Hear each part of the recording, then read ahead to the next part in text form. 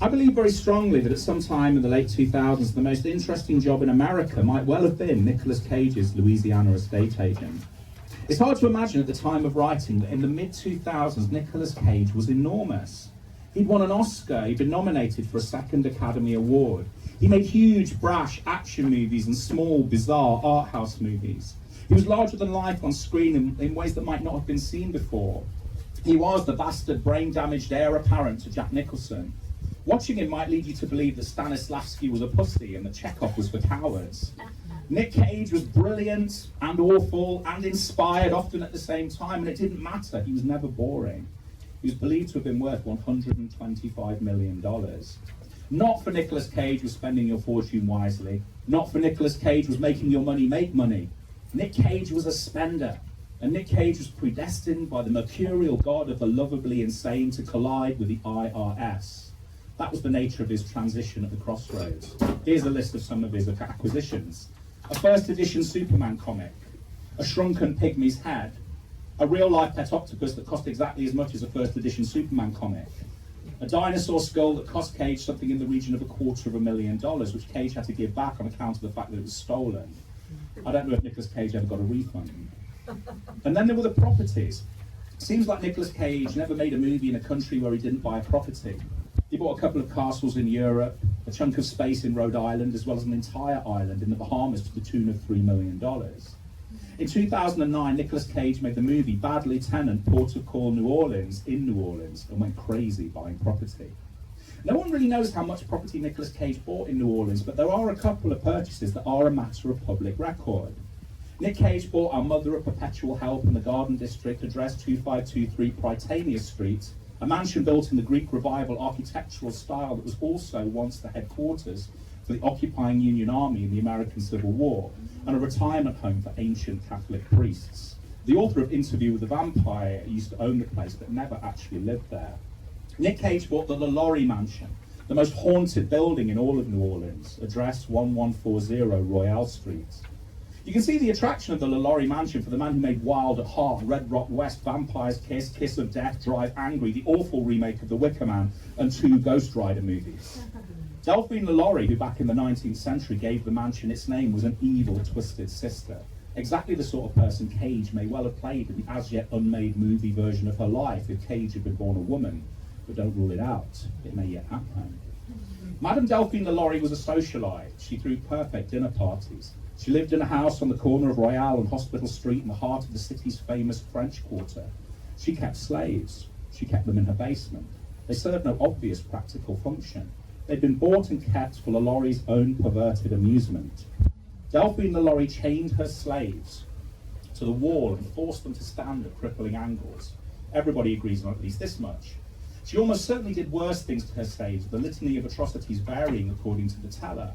The most moderate inventory of her crimes had her starve her slaves and force them to wear inverted iron spike collars that pushed their inverted metal points into the slave's flesh. More salacious accounts involve tales of extreme mutilation, not in the remit of this piece to recount. Delphine LaLaurie was exposed when her cook, who prepared her mistress's meals, chained to her mistress's kitchen with a 70-foot-long restraint, set the kitchen on fire. It is thought she was trying to kill herself, but managed to draw the attention of the fire brigade instead. And as the fire officers cut her loose, the cook informed on her mistress. 7 slaves were discovered in the basement. The forces of law and order were slow to respond. A furious mob took up the slack and besieged the mansion. Delphine LaLaurie and her husband forced their way through the mob in a horse-drawn carriage driven by their black butler who'd been complicit in his mistress's crimes. The LaLauries escaped to New York and then France. The butler was lynched by an angry mob on his way back to New Orleans.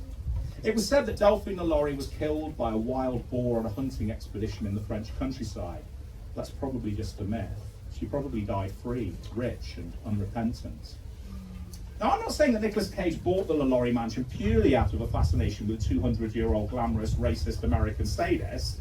I'm not ruling it out either. But what happened in the house over the next 2 centuries probably swung the deal betwixt Nicolas Cage and his Louisiana estate agent. The house was haunted, is haunted, spectacularly so. No one who bought the house post LaLaurie kept it for very long. No one who occupied the mansion stayed there for very long. After LaLaurie, the house became an integrated school, an all-black girls' school, a dancing school, and the home of a rich New Orleans eccentric named Jules Vigny. It was completely abandoned in the late 19th century. It was converted into cheap tenements a short while afterwards. All of the occupants were driven out by a mixture of screams and groans and apparitions of black ghosts in chains, ghosts wrapped in shrouds, a ghost armed with a whip, and the apparition of a well-dressed woman observed standing over the crib of a sleeping child. A homeless man was thought to have slept in the abandoned LaLaurie mansion. He vanished somewhere within its walls. Jules Vigny was found dead inside the mansion, his body stuffed inside a child's cot. After the LaLaurie mansion had been abandoned for the second time in its history, a savvy entrepreneur bought it and tried to make its commercial elements work in his favour. He turned the LaLaurie mansion into a theme bar. He called the bar the Haunted Saloon. But the problem with the Haunted Saloon was that it was a haunted saloon, and business didn't last very long. The bar was replaced by a furniture store that didn't fare that much better, the stock mysteriously destroyed by invisible vandals and coated with black liquid. The owner stayed up all night in the hope of punishing the culprits. He held vigil with a sawed-off shotgun.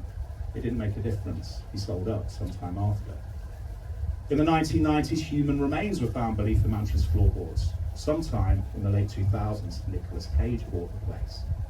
New Orleans is awash with Nicolas Cage stories, and in this city of stories, there is a secret industry of Nicolas Cage tall tales, most of them centering around his purchase of the LaLaurie mansion. I once stood outside the LaLaurie mansion on the junction of Royale and Hospital Street, positioned between two competing tour guides, each providing their own crowds of adoring tourists with their take on the famous haunted building. Both guides provided the basics regarding Madame Delphine LaLaurie and her atrocities, but each guide took a different approach to the mansion's legacy.